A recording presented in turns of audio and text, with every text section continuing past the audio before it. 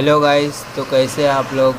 आज इस वीडियो में हम सीखेंगे कि आपका खुद का आईटीआर फाइल कैसे कर सकते हो। अगर जिस भी भाइयों के पास सीएससी की आईडी है तो 5 मिनट में किसी भी कस्टमर का आईटीआर कैसे फाइल करते हैं। तो चलिए शुरू करते हैं। तो सबसे पहले आप अपने क्रोम ब्राउज़र पे आके आपकी सीएससी आईडी लॉगिन कर लीजिए। सीएससी आईडी लॉगिन कर लीजिए। ये देखिए, जैसे कि आपको सभी को पता होगा कि ये सीएससी का ऐसा डैशबोर्ड दिखता है, सर्विस एरिया। तो आपको यहाँ पे ऊपर कुछ शॉर्टकट्स दिखेंगे, बैंकिंग, गवर्नमेंट, इंश्योरेंस, इलेक्ट्रिसिटी। इधर टैक्स पेमेंट लिखा है, इस पर क्लिक कीजिए। इसमें fourth option tax to income tax return filing tax to विन बोल के है, तो इस पर क्लिक कीजिए। इस पर क्लिक करने का इसका ऑफिशियल साइट होगा। एक्चुअली 31 जुलाई तक लास्ट डेट था भरने का। फिर भी आप अगर जिसका इनकम 2.5 लाख के अंदर है तो अभी भी फ़ाइल कर सकता है बिना किसी चार्जेस के। अगर इसका 2.5 लाख के ऊपर इनकम है तो उसको कुछ चार्जेस पे करना पड़ेगा गवर्नमेंट को। तो उनको पता चल जाएगा, उनका सीए बता देगा। तो अभी आपको क्या करना है, यहाँ आने के बाद यहाँ पर लिखा है सीएससी वीएलई लॉगिन। तो यहाँ पर फाइल इनकम टैक्स रिटर्न यही चूज़ रहना देना और कनेक्ट टू डिजिटल सेवा कनेक्ट पर क्लिक कर देना। यहाँ आने के बाद ये इस तरह से ओपन होगा आपका। तो सिंपली आपको सिर्फ ये बेसिक सा फॉर्म फिलअप करना है, ज़्यादा कुछ हार्ड नहीं है, ज़्यादा रॉकेट साइंस का कुछ है नहीं। तो एकदम सिंपल वे से आपको बताता हूँ मैं। देखिए, अगर आपको कुछ समझेगा नहीं भी तो आप स्टार्ट टूर करके गाइड भी ले सकते हो। ये पूरा A to Z आपको बताएगा कि कहाँ से कहाँ तक करना है। अभी जैसे तो मैं बता रहा हूँ तो आपको पता चल ही जाएगा। तो सबसे पहले आपको यहाँ पे कस्टमर का पैन नंबर डालना है, जो भी है। फिर सेकेंड कॉलम में कस्टमर का आधार कार्ड नंबर डालना है। थर्ड में कस्टमर का डेट ऑफ बर्थ डालना है। कस्टमर का डेट ऑफ बर्थ डालने के बाद कस्टमर के फादर नेम डालना है। और फर्स्ट नेम में कस्टमर का जो भी नेम रहेगा वो डालना है। ये मैं सिर्फ डेमो फॉर्म भर के बता रहा हूँ ताकि आपको दिक्कत ना हो। आप जब भी किसी कस्टमर का फॉर्म भरोगे तो इस कॉलम में लास्ट नेम में उनका सरनेम डालना है। और यहाँ पर कस्टमर का मोबाइल नंबर डालना है, जो भी है मोबाइल नंबर। अगर कोई अल्टरनेट नंबर रहेगा कस्टमर का तो वो फिल करना है। और यहाँ कस्टमर का ईमेल आईडी डालना है, जो भी कस्टमर का ईमेल आईडी रहेगा वो डाल दीजिए। यहाँ पर पासवर्ड की तो ज़रूरत नहीं है, तो एक्चुअली OTP से वेरीफाई हो जाता है वो इनकम टैक्स के आईडी से। और हाँ, सबसे इम्पोर्टेंट चीज़, यहाँ यूज़र टाइप लिखा है VLE और यूज़र सिटीज़न। VLE का मतलब अगर आप VLE और CSC VLE हो तो अगर आपको खुद का आईटीआर फाइल करना है तो आप VLE पे क्लिक कीजिए। अगर आपको कस्टमर का आईटीआर फाइल करना है तो यूज़र सिटीज़न पर क्लिक कीजिए। यहाँ पर करने के बाद यहाँ पर कस्टमर का एड्रेस डालना है। यहाँ पर उसका पिन कोड डालोगे। एड्रेस लाइन 1, एड्रेस लाइन 2, आपका इधर कस्टमर का जो भी एड्रेस रहेगा वो डाल दीजिए यहाँ पर।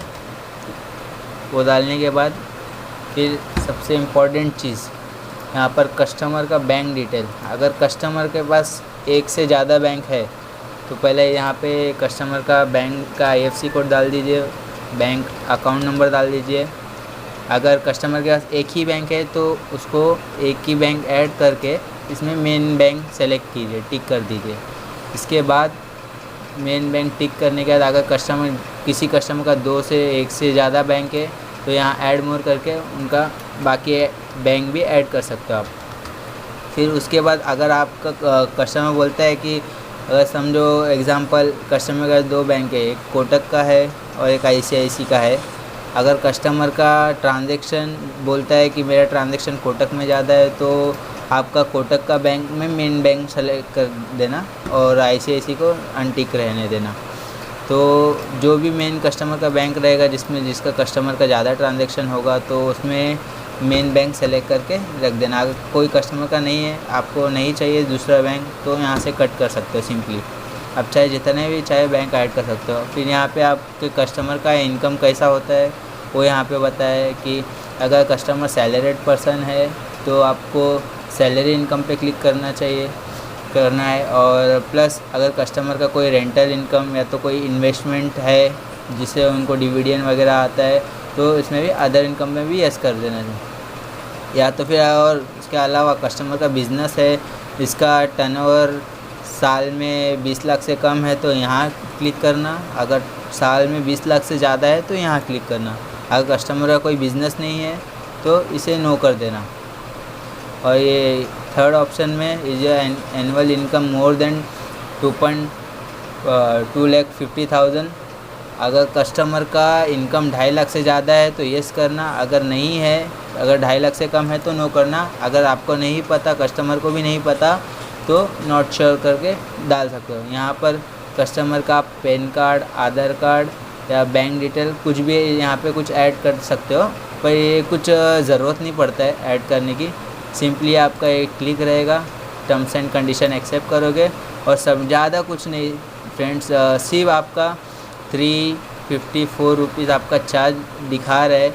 आपका 354 रुपीज़ चार्ज नहीं लगता है, 354 रुपीज़ चार्ज नहीं लगता है, इससे कम ही चार्ज लगता है। फिर बाद में आपका पेमेंट पेज ओपन हो जाएगा। पेमेंट पेज ओपन होने के बाद उसमें आपका ट्रांजैक्शन पासवर्ड डालोगे तो ओके करोगे तो फिर वो ITD के साइट पे लेके जाके फॉर्म 26A पे वेरीफाई करेगा। अगर कस्टमर का कोई TDS वगैरह कटा होगा तो कस्टमर का TDS चेक करेगा कौन कौन से कंपनी से कटा है। तो होने के बाद आपका पेमेंट होने के बाद वो एक OTP आएगा कस्टमर के मोबाइल पे, आधार कार्ड से लिंक रहेगा जो नंबर, वो OTP सबमिट करने के बाद कस्टमर का ऑटोमेटिकली फ़ाइल हो जाएगा। तो इतना ही सिंपल है दोस्तों।